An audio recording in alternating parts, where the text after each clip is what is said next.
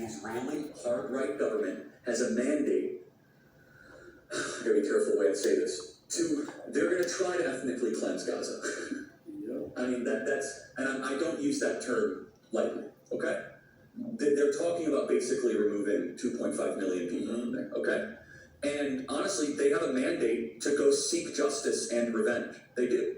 This idea that they need to have a truce or a peace treaty, that's morally crap after you see women and children be burned alive and dragged to the streets.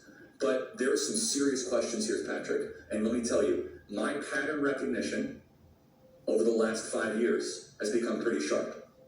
COVID, Maui fires, Epstein.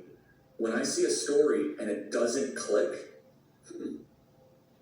our guts are usually right. So I've been to Israel many times. The whole country's a fortress. When I first heard this story, I still have the same gut instinct that I did initially. I find this very hard to believe.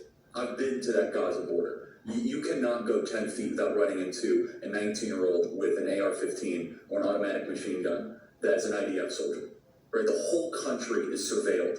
And so let me just kind of go through this. We don't talk about Israeli politics very often, and most Americans don't know this. The last 9 months, Israel is on the brink of civil war. It's not an exaggeration. This judicial stuff, there were hundreds of thousands of Israelis taking to the streets because Bibi Netanyahu is basically redefining the Israeli constitution. That's not an exaggeration, right? He said the judicial branch has too much power. There were protests planned this week against Netanyahu, where they anticipated tens of thousands of people to take to the streets. That's all gone, Patrick. Netanyahu now has an emergency government and a mandate to lead. I'm not willing to go so far as saying that Netanyahu knew or there was intelligence here, but I think some questions need to be asked. Was there a stand-down order?